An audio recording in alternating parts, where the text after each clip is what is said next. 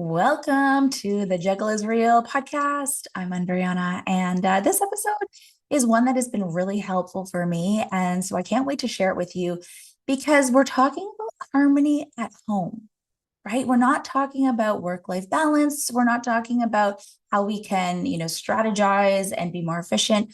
We're looking at how we can create habits that ease our stress, that can help build connection and create better harmony within our household, with our partner, our spouse, with our children, and within the four walls that we come home to every day.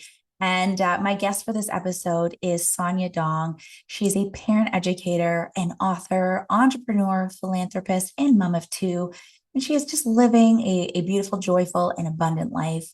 She co-authored the best-selling book, Mama's Gotta Grow, and she's also the co-owner at Henka, a socially impactful clothing brand. In our conversation, Sonia and I are chatting about how we can create habits within our house that can ease our stress levels, how we can build tools to support us with our relationships with our spouse and with our children. And the big one, which I think is on our minds a lot lately, is that better balance when it comes to screen time, navigating our devices for ourselves, but especially with our kids.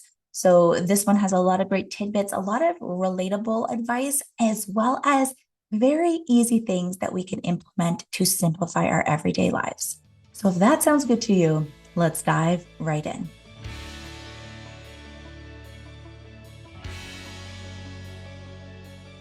Hey, I'm Andryanna, and this is the Juggle is Real podcast.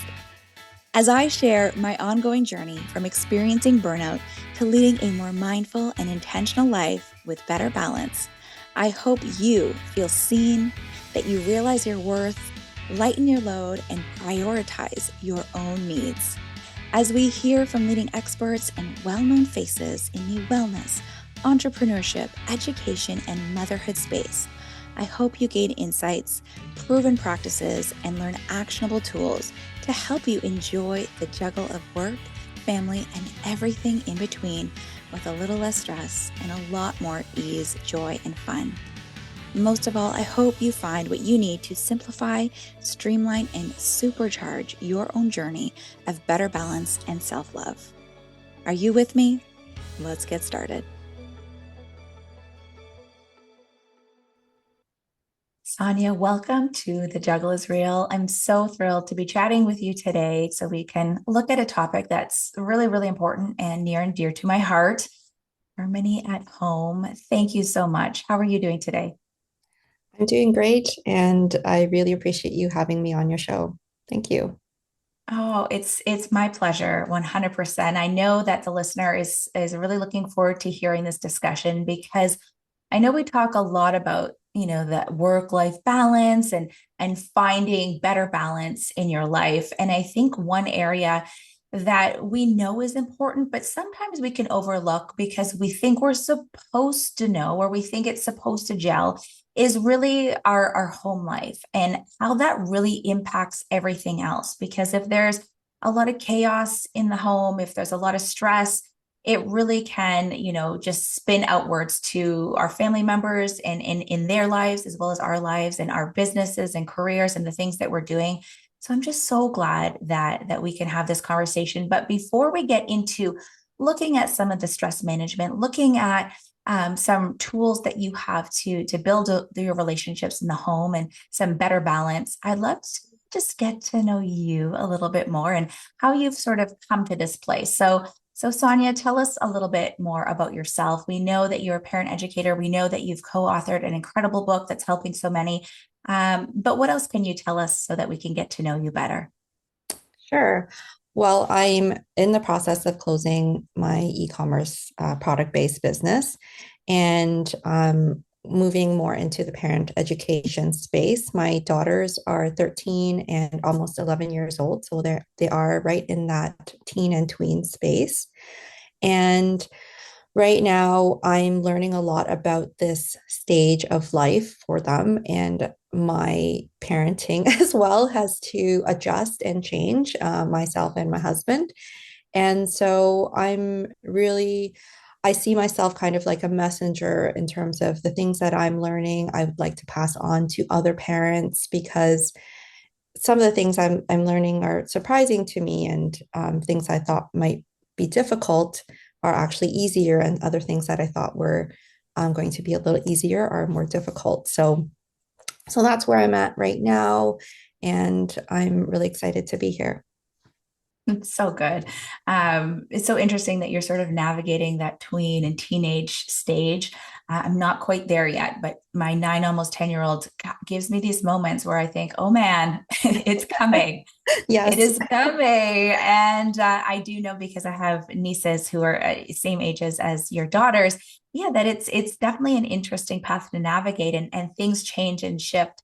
Whether you have very young babies and infants, you're going through the toddler stage, you're going through sort of those middle years, um, having, a tool belt that can support you as you go through these changes, as you go through, your children going up, I think is just so important. And it really does all begin at home. Now, you say, the habits that you create with your family can really support us with how we manage stress and how we manage the busyness and that sort of day to day. So can you help us by sharing any habits or routines that you've implemented that has helped you as your children have been growing and as you reduce stress just within the family?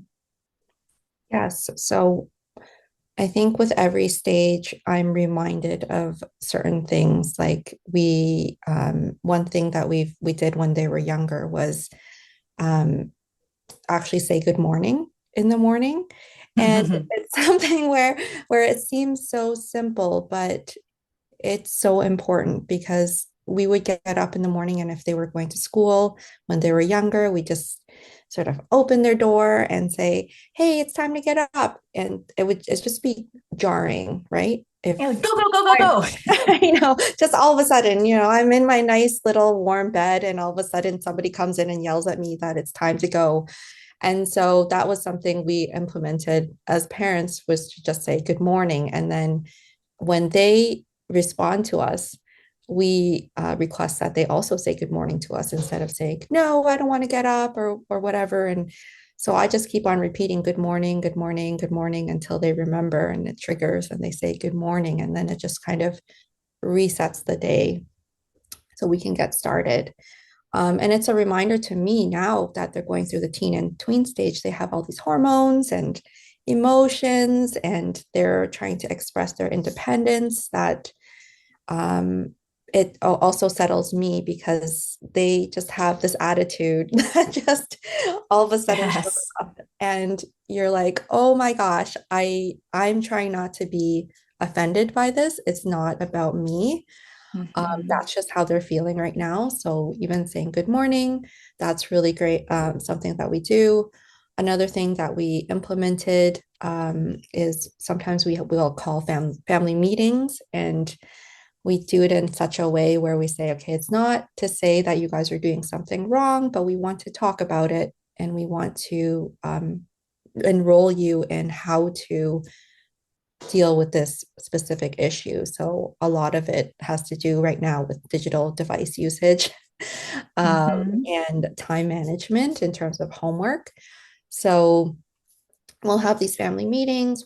We also have a Google Calendar that is digital, and then we also ask them to write it into a physical planner that is right by the kitchen table, so that they know what's happening each day. So that's kind of a habit that we're trying to instill in them to help them prioritize and see what's happening, and also not ask a million questions about what's happening this weekend.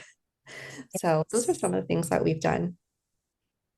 First of all, how easy and simple is it to say good morning, but how often overlooked these very simple things are. I Mhm. mean, I know you're very familiar with the phrase simplicity scales, complexity fails. It was a Steve Jobs quote.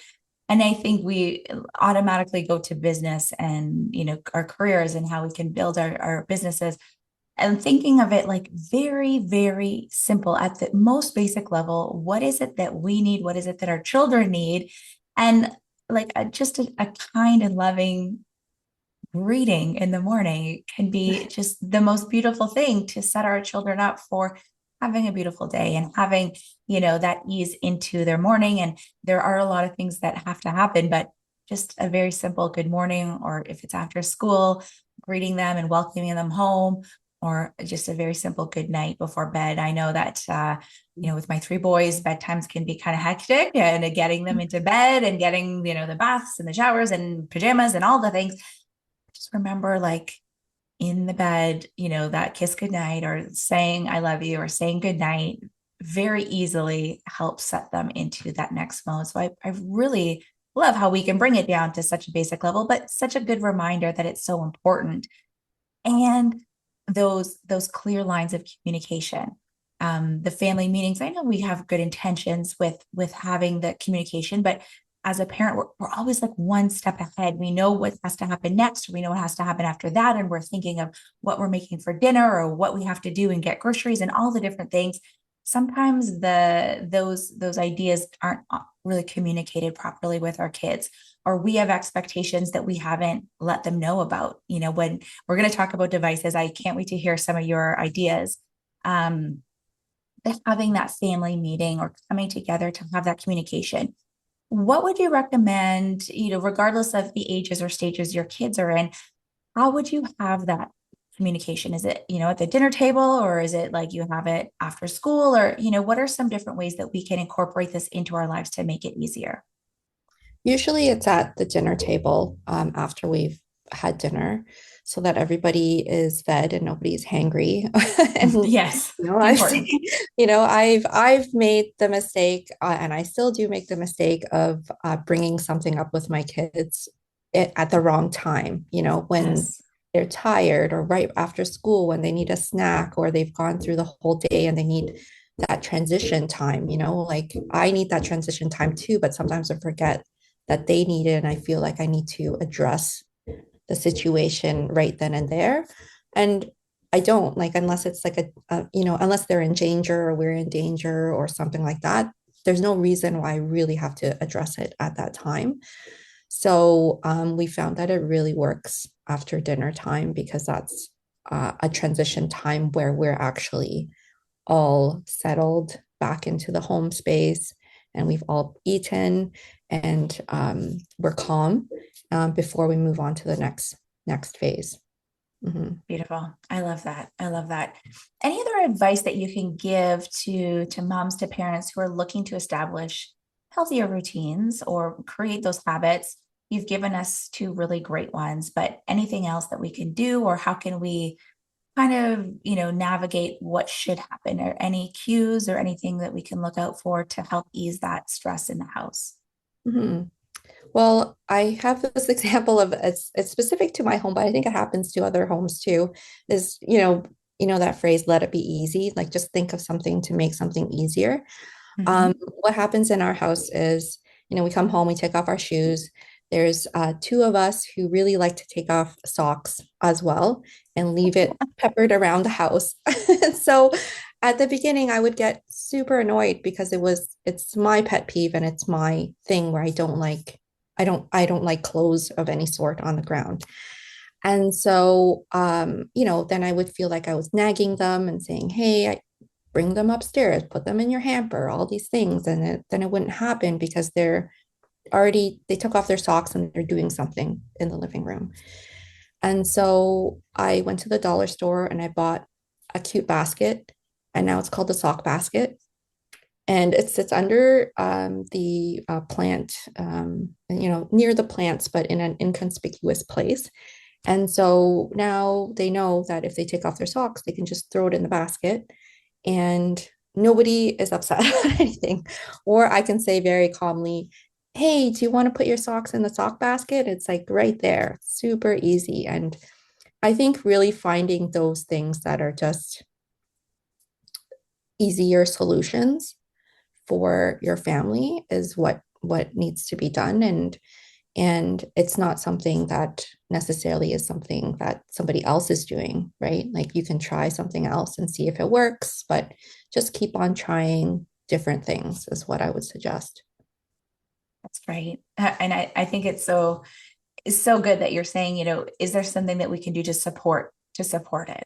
Like I feel like I might need a mini stick basket because there's a little hockey paraphernalia strewn about my house. And it is definitely a pet peeve, especially when I'm tripping over like a ball or a puck or something. And that's my house. It's not a sock problem, it's a hockey problem.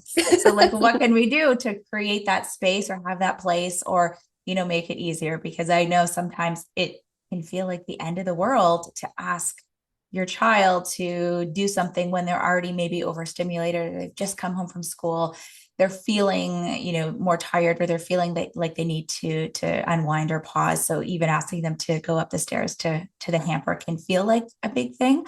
So Yeah. making it a little bit easier. Thank you. I think that's so great that we can just look for ways to simplify and to make life easier at home. Mhm. Another thing I wanted to talk about as was just the building of relationships and some of the tools that you've established and have created in your house. One of them being a gratitude practice, which is beautiful. It's one of the things that I speak to in terms of helping myself, regain better balance after experiencing burnout. Was like very simply writing down what I was grateful for in the morning, like a top 10 list. And you've mentioned that your gratitude practice has really improved your relationship with your husband and with your girls. For you, how did this start? Why did you choose to begin this? What did you do to introduce this practice? And now, how do you use gratitude with your family? Mhm.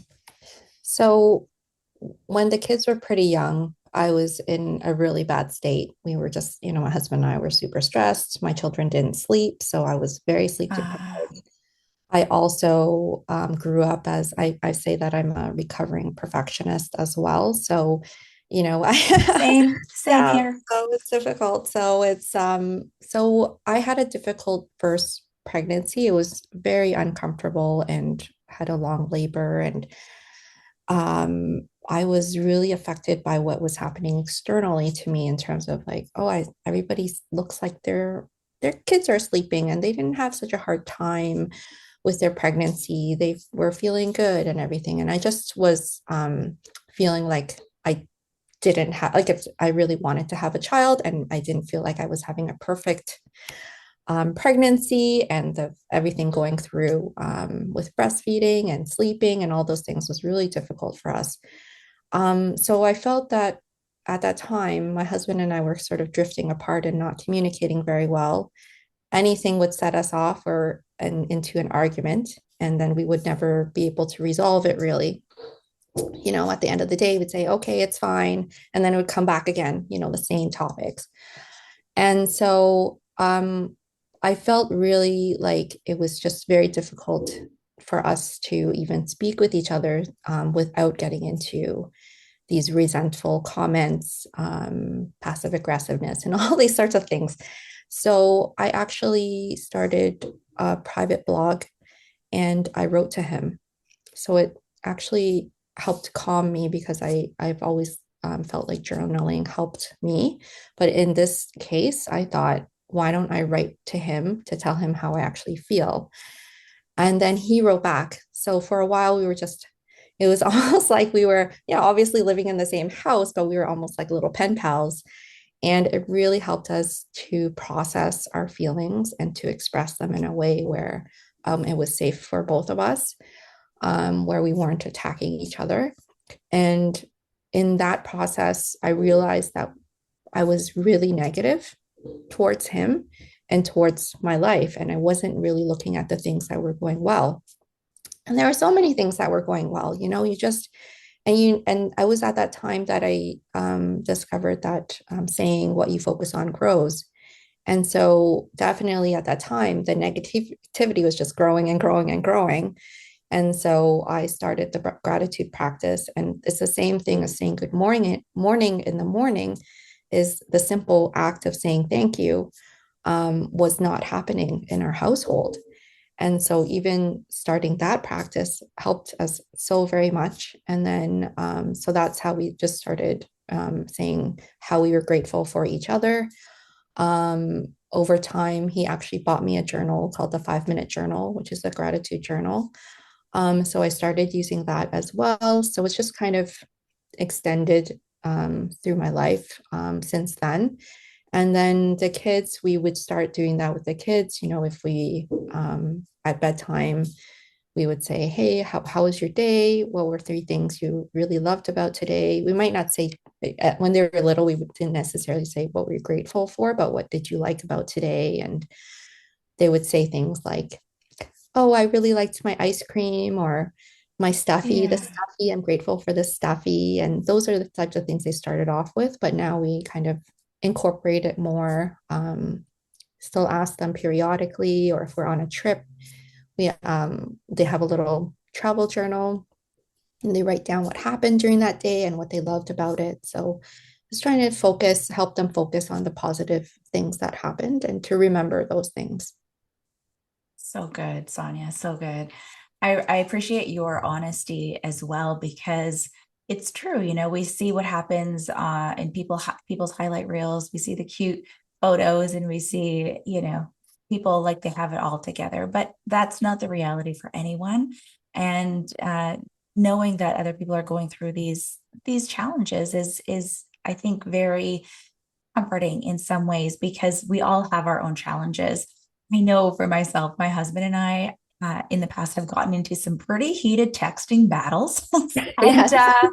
but with that, I mean, some of the emotion can be removed. So we're not like yelling at each other in each other's faces, but we're able to get our points across and communicate how we feel through the act of, writing a message to each other. So I think it's beautiful that you found a path and a way for it to work with your husband and then you could look and see, wow, like yes, I might be focusing on the negative aspects and it's not a bad thing to know that there are challenges, but also what can I focus on to expand the other areas, like the really good areas, and what is positive and what blessings can I recognize right now? Because even in the most challenging moments, there's always those silver linings, there's always those positive moments. And I've come to know that in our life, in our family, when we do look to those positive things, that it really helps to allow us to move forward. And, we were I laugh because we were recently on the most beautiful trip with our family and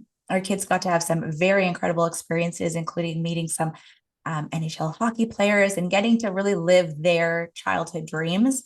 And then it was very quickly followed by a school sports meet where the teams didn't do very well. And so there was a lot of like, just big emotions. And I was, having those conversations and saying, okay, this was for fun. This is, schools, don't always have competitive athletes in the classrooms. We can't assume that everyone knows all of the rules. You've had one practice and, well, what did you like about today? Oh, well, it was really sunny. It was cool. I got to see my cousin and he goes to a different school and, their grandma Noni got us a Gatorade and that was really cool. So, I mean, back to like the silver linings and the beautiful moments. And, like you were saying with your kids talking about the ice cream cone that they had for dessert before bed, just really leaning into those moments.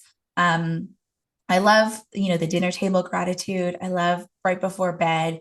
Any other simple ways that families can incorporate gratitude into their daily lives that you would suggest? It's it's something that we've done too is we've gone on or I've gone on individual walks with the girls, so one at a time, so that we can have a talk and whatever they want to talk about. And usually I will also ask them, what are they liking about school or life in general right now, and that's really insightful too, is just to get to know them on their own, and also know, because sometimes when they're together they'll just sort of, the younger one especially, even now, even though she's almost 11, she will copy what the older one says a lot. So it's nice to see their own personalities and see what they are really thinking by doing the individual one-on-ones.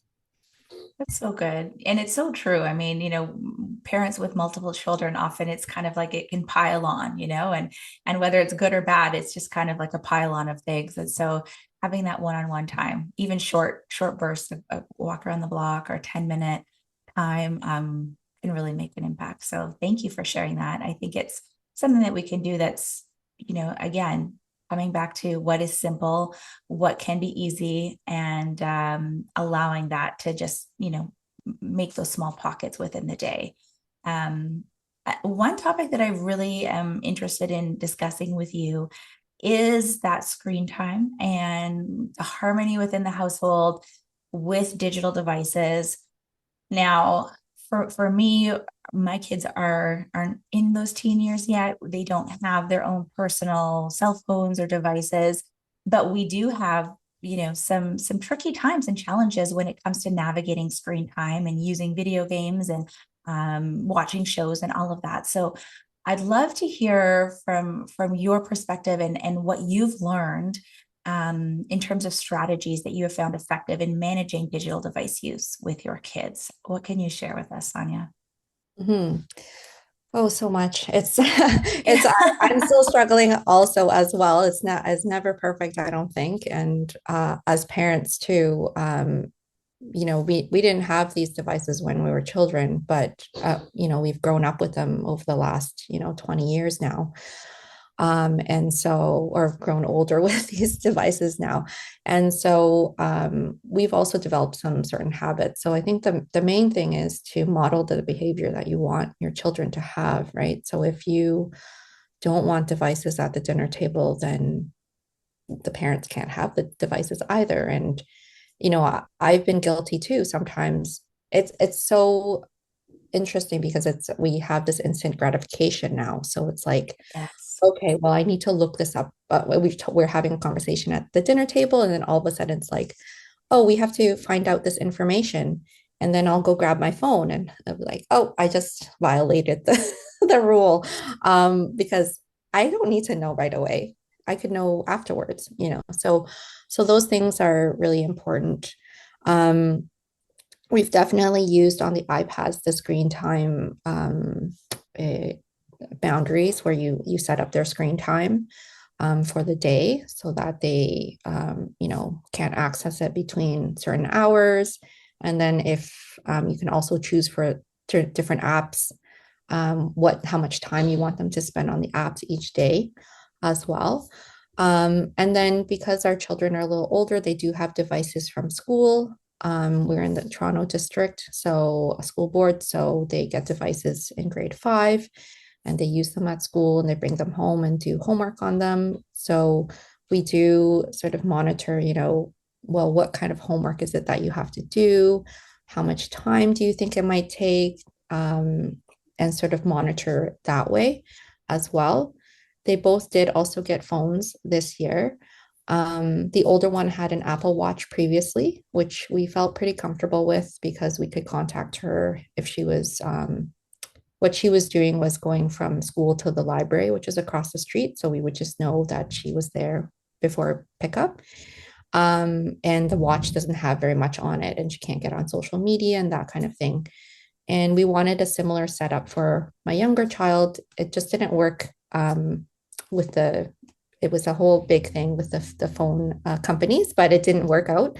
So we ended up getting them phones. But we found out that you can actually pretty easily strip the phones of most of their apps. And then you can just get them a talk and text plan.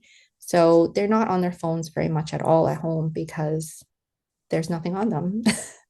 So it's kind of like how my husband and I, if we go grocery shopping and we buy chips, then there's chips at home. So we're going to eat the chips. But if there's no chips, we're not going to eat the chips. And so on their phones, there's no apps. So they can't use the phone. So that one is really helpful for us. Yeah, I think there's so many different ways that kids can be entertained, and there's so many types of games and apps and now social media.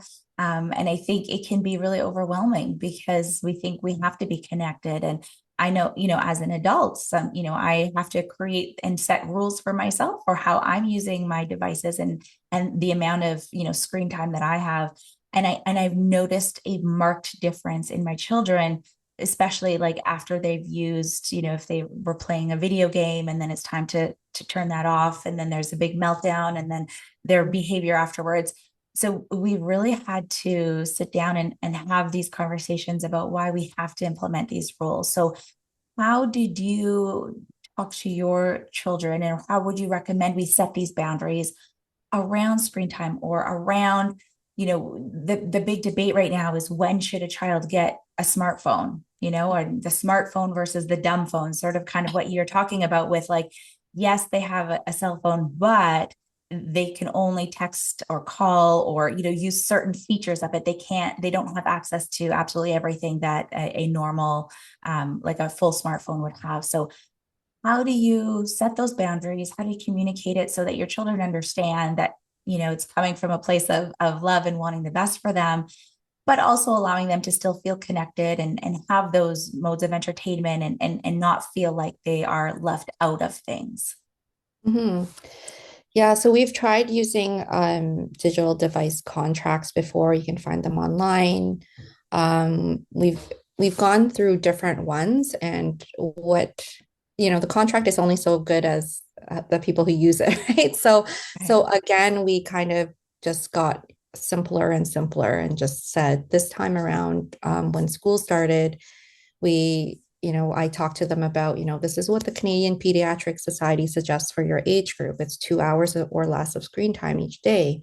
And we also just went to the optometrist, and the optometrist, this is what the optometrist said, because she is also following those guidelines. And because you're using devices at school, you really shouldn't be having additional screen time in the evening. However, because my children are in the teen and tween age, we negotiated with them. We're like, we are open to speaking with you about it because we know that you need to and want to be in contact with your friends. And it's just like when we were kids and we had the phone, the phone on the wall with the cord, we had to just negotiate with our parents and other siblings, if we had siblings, how much time we were going to spend on the phone. It's the same kind of thing right now. So they said, okay, we think we need maybe half an hour to chat with our friends on, whatever chat thing they're using. And then we said, okay, that's good, but that will only happen after you finish your homework, you do all your chores, we've gone up to all of our activities, whatever, sports, music practice, those types of things. And if there's time before bedtime, then, enough time before bedtime, because they're also not supposed to be on devices an hour before bedtime, then you can go on and chat with your friends. And that's just something that we've started implementing, and it seems to be going okay. On the weekends, they have more time on the devices that we're just saying, okay, this is how much time you have. And then we're also saying to them, sometimes we recognize like, I like to binge watch Netflix once in a while, so it's okay if we do that too, once in a while. And as long as we aren't going overboard with it. So, there are some exceptions, and we won't be, ironclad in everything, but you also do have to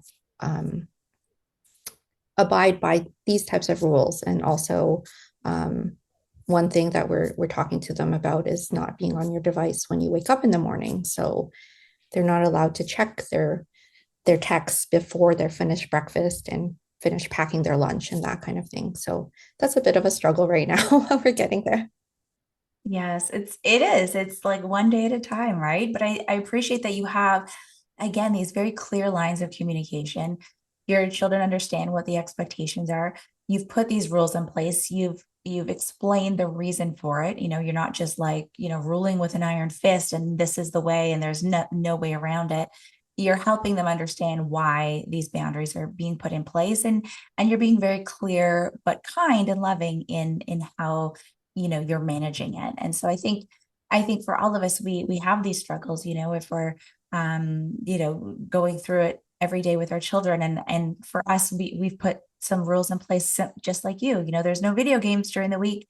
It's only on the weekends. Or we have a certain routine. I've even made a little visual chart in the morning. These are the things that have to happen. And if there's time, you can choose an activity of your choice. It could be TV, one of those things, right? So I think I think just having that communication and putting those rules in place is really how we can promote that healthy balance between screen time and other family activities, because I think it's even become so easy. And I can fall into this as well, like, let's pull out a board game, let's play cards, let's go outside, let's do all of these other things. But it's easiest to just grab a phone or grab a tablet or turn on the television.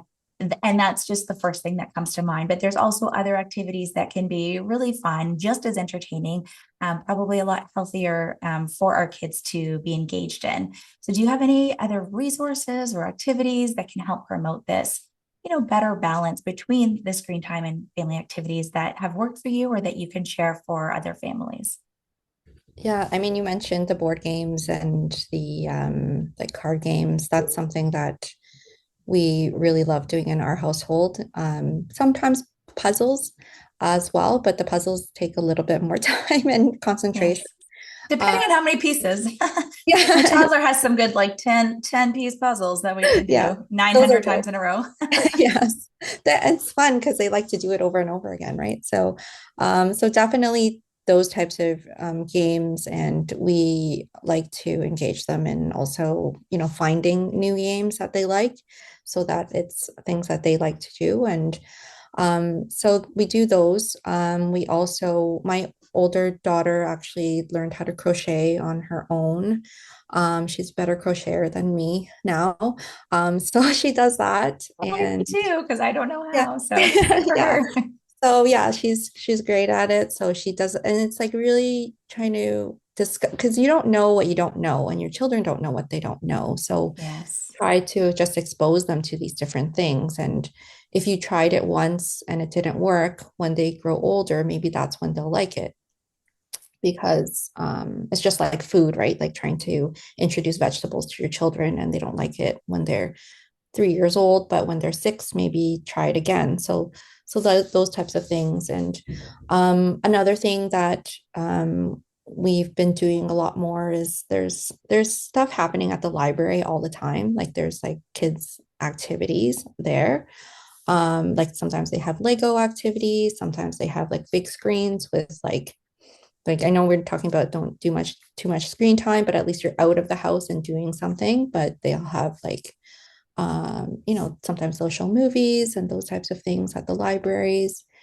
In Toronto, they also have a pass that you can get from the library where you can go to visit the museums with your kids. And that might be something that is possible in other cities as well. And so that's a really easy way for me to be like, hey, we're going to go to this new place. And I feel less stressed out about it because I don't have to put out the money for it and them not like it. We're just like, let's just go and try this out. We're going to drive out there. We're going to take transit and have an adventure. So those types of things. Another thing that we did over the last couple of years is tell the kids kind of what some of our goals are as well. My husband never learned how to swim when he was a kid, swim properly. So he actually started taking swimming lessons. And so, and I never learned how to do the breaststroke. So I took a different swimming course to learn how to do the breaststroke. So we're trying to encourage the kids to show them that it's all about lifelong learning. And for us, it's really important to have movement in our lives. I mean, I haven't been super active over over quite a few years, so I'm trying to incorporate that again. But it's actually really fun to do the movement activities and exercise with your kids. So that's really fun to do. That's like not related to any kind of digital device. That's so good. And it kind of comes back to what you're saying is like model the behavior that you want your children to have, right? So you don't want phones at the table, don't bring your phone to the table. You want your kids to be more active, well, then engage in those activities or create family routines and family activities that you can all take part in, and hopefully it sparks interest. And if not, then you can try something new. So I think it really is about just like this evolving journey and finding new ways to connect and to be come together as a family. Because I think that is what that harmony is all about. It's not like a black or white situation. It's not, it is or it isn't. It's like this constant evolution of learning and growing and shifting to make things work. And I love how you're saying that things can be easy if we allow it to be simple, if we allow, the solutions to come to us and to be open to things changing. It doesn't have to be one right way. There's many different options that can provide that harmony, that can provide us with that sense of ease, and that can reduce our stress levels. So Sonia, this conversation has been so helpful for me. I think I've got some new ideas that I'd like to share with my husband and with my children. As we close out, any other personal stories or challenges that you face that you can share that can support families as we move forward? Yeah, I think really defining your own success is really important. I that's something that I've learned in my professional life, but trying to also apply that to my personal life and to my home life as well.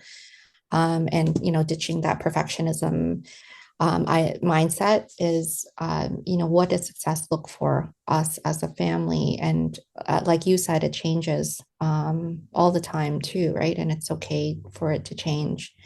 And encouraging the kids to think about what success looks like for them, and just being a little bit, growing each day, and being your best self each day. And it could, sometimes, you have a bad day, and that's okay. And having compassion for yourself is really important.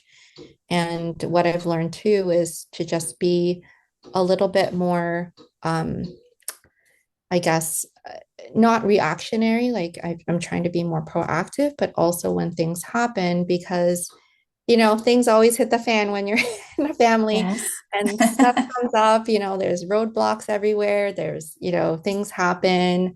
Cheerios fall on the ground everywhere before you go to school, and those types of things. So I'm really learning how to respond rather than react, so that I can just say, okay, this happened. This is how we're going to try to deal with it. There's no, it's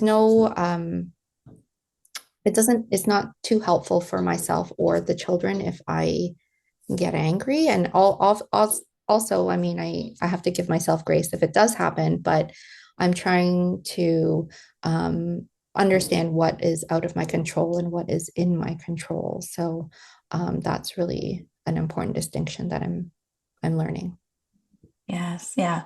And the things that we have no control over, like we have to release them, right? Because to worry and to be afraid and it's not helping anything, right? And so I appreciate that you say that, because it's true. Like every before school routine has its set of challenges, every bedtime routine, managing the screen time, doing all these things. These are things that we're navigating every single day. And what you've shared today has really, helped us in learning that, it can evolve and it can be easy, and it doesn't have to be so stressful. So I really appreciate this conversation. Now, I know you are transitioning from your role as co-owner of Henka, a socially impactful clothing brand. So what is next for you, Sonia? What is on the horizon, and how can we stay in touch? So right now, as I'm transitioning out of Henka, I'm releasing the business with love. And one of the things that I really love about the business, I think, has been something that is continuous through my professional life, and in my personal life too, is just helping people and connecting with people, and empowering people to see their potentials. And so, because my kids are in this teen and tween space, I want to help them become, the best versions of themselves, and to guide them as they grow up into adults. And so while I'm doing that, I'd like to also have my own podcast, where they would also be invited on to discuss what's happening in their life and from their perspective as teens and tweens, and to share our learnings as a family, and as I go through learning about parenting in this space, being a messenger to help other parents and to serve other parents as well. So that's what I'm working on now. You can find me on LinkedIn and Instagram. I'm going to be starting a LinkedIn newsletter soon, and that is going to be detailing my journey out from being an entrepreneur into this parent education space. Oh, okay. So I will include notes, links in the podcast episode, and so we can stay in touch with you. And I can't wait for this podcast to come out because I think it's going to be so helpful for people who are in that teen tween space and those who are gearing up like me, who want to know and be, stay in the loop. Because even some of this new lingo, I can't stay on top of it. So I think it's going to be really helpful to have you and your girls sharing in this space. Sonia, it's been such a pleasure to chat with you today. Thanks so much for being here. Thank you, Andryanna. I appreciate it. Such a great conversation, so real, so relatable, and so on the nose. Everything that Sonia shared with us, I could relate to, and I feel like these tools that she's provided, the advice that she has imparted, these things are quite simple but so impactful. So I hope that you can take what you've learned in this episode, look at what might work best for your family, and start small, incorporate those small pockets. Maybe start that good morning habit with your children and that good night routine, and provide that better balance with navigating all that our busy household lives have. If you enjoyed this episode, I would so appreciate that you write me a short review. Share this with a friend, someone who's navigating the same things that we are. And come on back, subscribe. We've got so many beautiful new episodes of The Juggle is Real in store. I've included links in the notes for this podcast episode so that you can stay in touch with Sonia and learn more as she continues to grow and support parents with this very valuable information. Until the next episode, take good care.